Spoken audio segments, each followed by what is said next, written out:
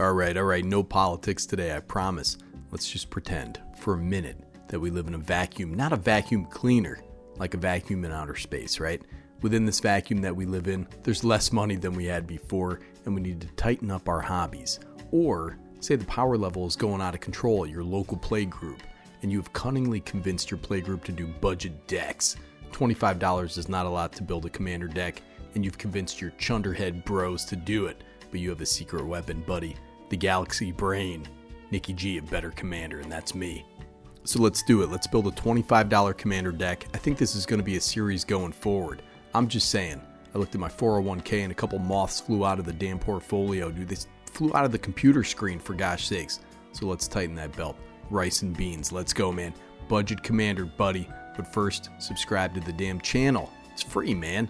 I gotta say thanks to the patrons. Those guys are out there in their Bugattis, living large, and I appreciate that too, and they're sharing it with me, keeping me independent, keeping that dark money away, brother, that corporate money. You don't come here, I'm not shilling some sleeves or some, card dehydrators or something, man.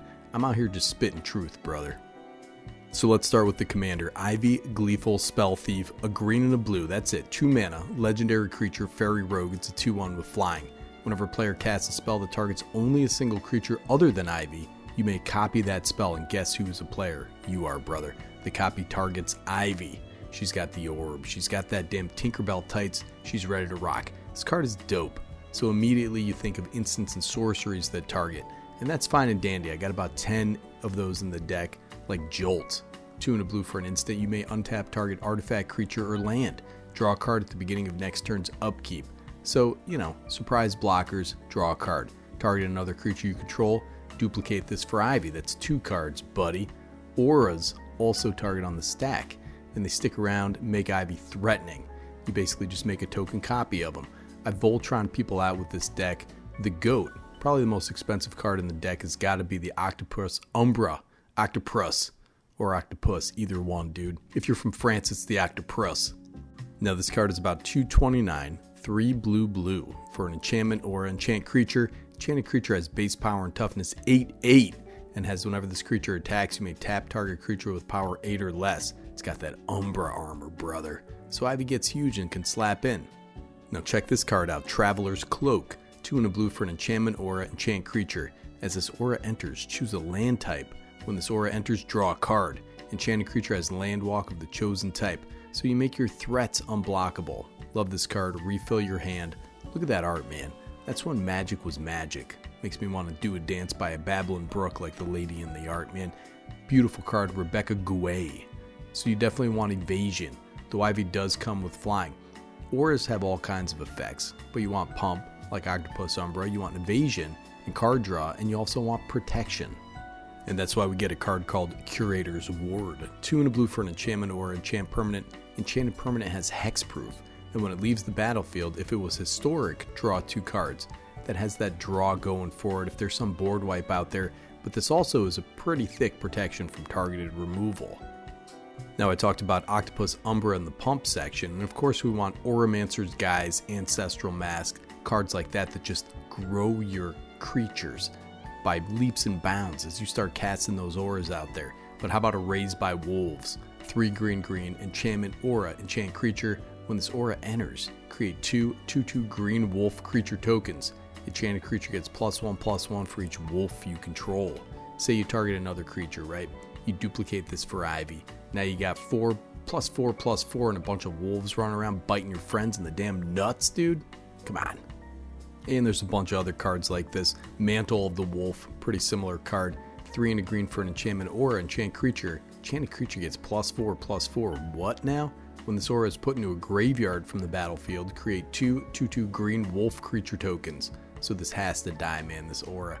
But that's got to happen in a game of Commander. And you got some wolves to target when you recast Ivy. It's pretty awesome that she's 2 mana. Very easy to recast. I kept the curve very low in this deck. The strategy is to draw lots of cards, keep a full hand for when you inevitably have to rebuild. Now we talked about casting these spells onto other creatures. You need a fair amount of other creatures to be able to reliably have a creature besides Ivy to target. Cold-Eyed Selkie is there, of course, Slippery Bogle, Blighted Agent for that infect goodness, but you also have this guy, the Timber Paladin. 1 and a green for an artifact creature knight, it's a 1/1. If it's enchanted by exactly 1 aura, base power and toughness 3/3.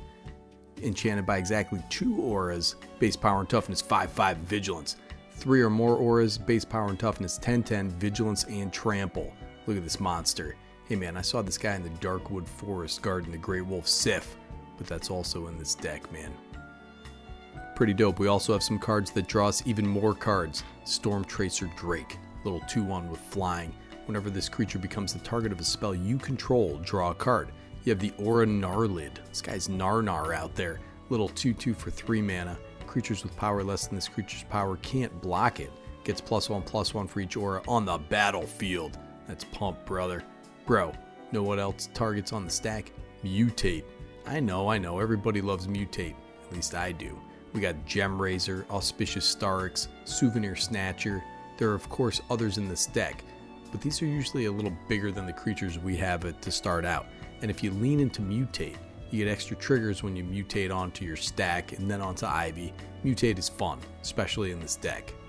Alright, then we have some secret tech here. Hypnotic Siren, 1 blue mana, enchantment creature. It's a Siren 1/1, but has Bestow for 5 blue. It's 7 mana. Flying, you control enchanted creature. Enchanted creature gets +1/+1 and has flying. Look at this hot lady seducing a damn Cyclops, dude. I did that one time. I don't know how that lady lost her eye, but we all have our fetishes, you know what I'm saying?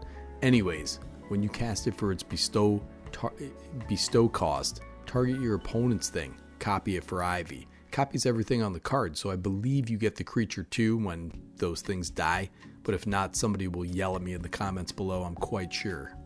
Oh man, look at Karn here, dude. He regrets what he did. Corrupted Conscience, 3 blue for an enchantment aura. Enchant creature. You control enchanted creature. Enchanted creature has Infect. This can steal some big evasive fatty, which is all well and good, but you're copying this for Ivy, giving her Infect for a surprise knockout blow. So listen up, bros. I'm going to drop the deck list and my original deck list if you want to go up to $50 approximately. I made this all the way back in Dominaria United. And back then it was a pretty cheap deck, but you know, as time goes on, cards get more expensive, stuff like that. It's got a couple little different auras in there that were cheaper back then, but now have gotten quite pricey. Excellent budget commander, and although I didn't get too many games in with this, I did win one with a Voltron knockout in the back of Octopus Umbra, and that's Octo Voltron, dude, and that's better commander, brother. Pretty great deck. If you just want something cheap to throw together, man, it's also pretty fun. It's a little light on interaction. There's one thing I would say, you could probably just stick in some instants like Reality Shift and some counter spells and you'll be good to go. Nikki G, better commander, signing off.